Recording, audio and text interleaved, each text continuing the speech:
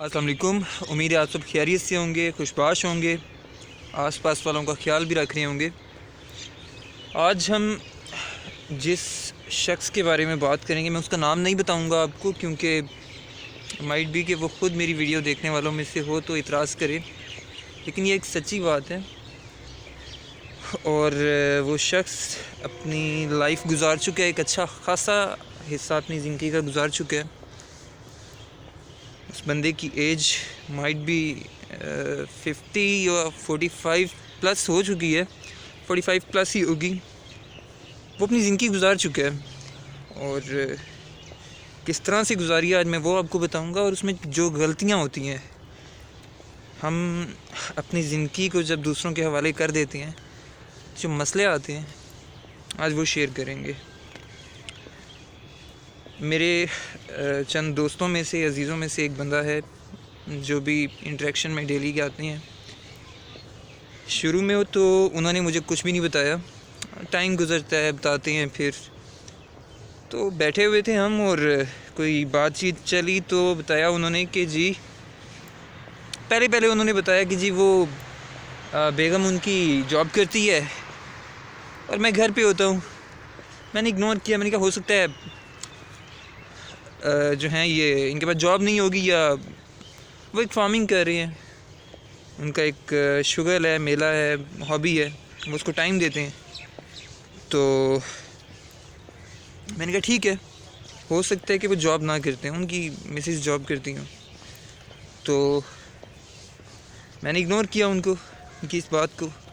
बाद में फिर कोई टॉपिक इसी तरह स्टार्ट हुआ और उन्होंने बताया कि जी ये कहानी स्टार्ट होती है उसकी बचपन से।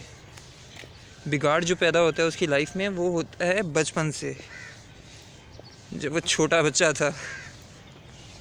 अच्छा, होता यूँ है कि जी भाई साहब ने बताया कि मेरी वालदा जो हैं वो बहुत चीखती थी।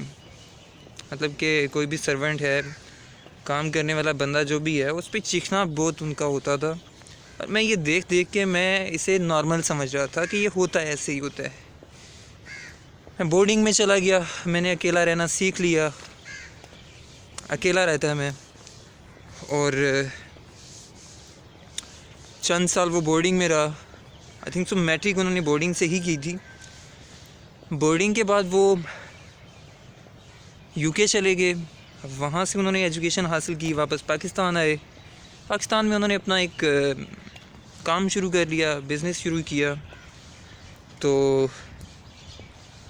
अब घर वालों ने कहा जनाब एजुकेशन तो गई है हो, तो अब आ जाएँ शादी वाली साइड पे। एज़ यूजुअल जिस भी बंदे की कहानी सुन लो यही हाल होता है कि जो थोड़ा सा खड़ा हो गया तो शादी करवा दो बंदे की, और अगर फेल भी हो गया तो भी शादी करवा दो। तो जी घर वालों ने कहा जी शादी करवाते हैं आपकी। अब उस बंदे ने कहा कि जी मैंने शादी नहीं करनी। शादी क्यों नहीं करनी उन्होंने वजह भी बताई। उन्होंने कहा जी कि मैं बचपन से बोर्डिंग में रहा हूँ, मैं नहीं जानता कि किसी के साथ कैसे रहा जाता है। मैं इंडिपेंडेंट लाइफ गुजारना चाहता हूँ, मैं नहीं चाहता कि मुझे किसी को टाइम देना पड़े, मैं बाउंड नहीं होना चाहता, या मैं नहीं चाहता कि एक बाउंडेड लाइफ हो, डिपेंडेंट लाइफ हो, किसी को टाइम देना पड़े। तो मैंने स्ट्रेट फॉरवर्ड अपने घर वालों को बताया, क्योंकि घर वालों ने कहा जी ऐसा तो मुमकिन नहीं है, आपकी शादी हो के रहेगी, तो हम रिश्ता देख रहे हैं फिर आपके लिए। उन साहब ने कहा जी रिश्ता अगर देखना ही है तो फिर मैं ख़ुद देखता हूँ, अपने लिए अपनी पसंद की देख लेता हूँ जी, करनी ही है तो उन साहब ने अपने ऑफिस में से अपनी लाइफ पार्टनर को चूज़ किया, शादी हुई, निकाह हुआ, लाइफ स्टार्ट हुई आफ्टर मैरिज। तो अब इनको पता चला कि उनका डिसीजन कितना सही था और उनके घर वालों का डिसीजन कितना गलत था। ये स्टोरीज़ थोड़ी सी आगे से स्टार्ट होती है, यहीं से आफ्टर लाइफ मैरिज लाइफ से स्टार्ट होती है। पहले तो जो बिगाड़ था वो उसकी अपनी लाइफ में था, इसलिए हमें चाहिए कि हम जो भी डिसीजन लें वो सोच समझ के लिया करें। हुआ यूँ, तो भाई साहब ने कहा जी मेरी वालदा ने मेरी बेगम के कान भरने शुरू कर दिए। मैं जॉब पे होता और मेरी वालदा जो हैं वो मेरी बेगम के कान भरती और पूरा दिन वो सुनती। शाम को मैं घर आता, उसका एटीट्यूड चेंज होता, रवैया बदला हुआ होता। मैं तंग था। मैंने कहा यार ये क्या बात हुई है। खैर तंग आ गया मैं भी। मैंने कहा जी ये बात है। घर वाले भी मुझे कसूरवार समझें और बेगम भी मुझे। तो मैंने कहा यार ये मेरे साथ हो क्या रहा है, मेरी गलती है कहाँ पे। वो बेसिकली हुआ यूँ करे, वो कहता है कि मेरी वालदा मेरी बीवी को मेरी कमज़ोरियाँ बताया करे कि इस बंदे की ये कमज़ोरी है, इस बंदे में ये खामी है। और सोने पे सुहागा वो कहते हैं कि जी मेरे भाई साहब का कोई दिमाग ख़राब हुआ फिर। वाह यार हरकतें कह लें आप, जो भी कह लें, है रियल स्टोरी है। ऐसा मुमकिन होता है, उन्होंने बताया है, मुझे नहीं पता मुमकिन होता है या नहीं होता। खैर उनके बकौल ये हुआ है, उनका दिमाग ख़राब हुआ उनके भाई का। और एट दी एंड जब लड़की ने देखा, इस दौरान उनके 2 बच्चे हो चुके थे, एक बेटा एक बेटी। बेगम ने देखा जी कि ये मुमकिन नहीं है कि मैं यहाँ रह सकूँ, ये साइको लोगों का घर है, मैं यहाँ कंटिन्यू नहीं करनी चाहती अपनी लाइफ को। डिवोर्स हो गया। डिवोर्स होने के बाद वो बच्चे लेके चली गई। तो मैंने इन साहब से पूछा कि जी बताएं आप कहाँ थे, आपने सॉर्ट आउट क्यों नहीं किया मसलों को। वो कहते हैं जी मैंने छोड़ दिया था वक्त पे, कि वक्त आने पे सब कुछ सबको पता चल जाएगा कौन गलत है कौन सही है। तो मैंने कहा आप बताएं कितना वक्त गुजर गया है। 3-4 साल हो चुके हैं उनके डिवोर्स को। और वो ये कहते हैं बकौल उनके कि लाइफ अच्छी जा रही है। कैसी अच्छी जा रही है। मॉर्निंग में वो जॉगिंग करते हैं, यहाँ नहीं करते जहाँ मैं फिर रहा हूँ, कहीं और करते हैं। और डे टाइम में अपनी हॉबी के साथ होते हैं। और इवनिंग में वो जिम करते हैं। अक्सर मुझे मिलने जाना हो तो बड़ा प्रॉब्लम होता है उनसे मिलने के लिए, क्योंकि मेरे पास टाइम मॉर्निंग और इवनिंग का होता है, डे टाइम मेरे पास नहीं होता। उनके पास डे टाइम होता है, मुझे स्पेशली भी टाइम निकालना पड़ता है उनको। तो वो कहते हैं जी कि मैं खुश हूँ अपनी लाइफ में, मेरी ज़िंदगी गुजर रही है। लेकिन अनफॉर्चुनेटली उनको नहीं पता कि ज़िंदगी से कहीं ज़्यादा खूबसूरत होती है। हम लोग एक छोटी सी दुनिया में रहते हुए एक छोटे से माहौल को एंजॉय कर रहे होते हैं और कहते हैं कि जी मरी खूबसूरत है और हमने मरी जाने। तो हमें नहीं पता होता कि जी मरी से आगे भी बहुत खूबसूरत जगह हैं।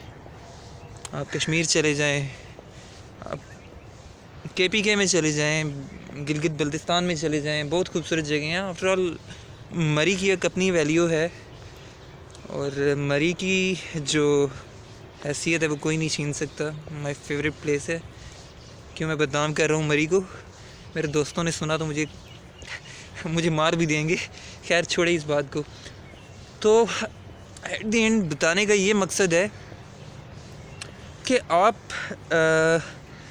देखें जी कि जो अच्छा है उसको अडॉप्ट करें, जो अच्छा नहीं है उसको जाने दें, आप अडॉप्ट ना करें। क्योंकि हर बात अच्छी नहीं होती और हर बात अडॉप्ट करने वाली भी नहीं होती है। और हर अच्छी बात भी अडॉप्ट नहीं होती हर बंदे से। कुछ बातें होती हैं, कुछ बातें नहीं होती हैं। तो वो बंदा तो अपनी लाइफ गुजार चुका है, 45 प्लस है। तो अब क्या कहना उन भाई के बारे में। अब तो वो कह लें कि ज़्यादा से ज़्यादा जो आजकल लाइफ लाइन चल रही है वो 60 चल रही है। तो भाई 15 साल उनके पास हैं, इंजॉय करें इसी तरह की लाइफ को। और लेकिन अगर किसी के साथ इस तरह का प्रॉब्लम है तो प्लीज़ सॉर्ट आउट करें। खुद नहीं होता दोस्त को बताएं, अपने घर वालों को बता दें, अपने किसी ऐसे दोस्त को बताएं। वेल विशर्स होती हैं, आप उनको बताएं। हर इंसान की ज़िंदगी में एक आधा बंदा ऐसा होता है कि जो उसका खैर ख्वाह होता है। तो आप उस बंदे को बताएं और अपने मामलात को सॉर्ट आउट करें, वरना लाइफ आपके लिए जहन्नुम बन जाएगी। सो मिलते हैं अपनी एक नेक्स्ट वीडियो में।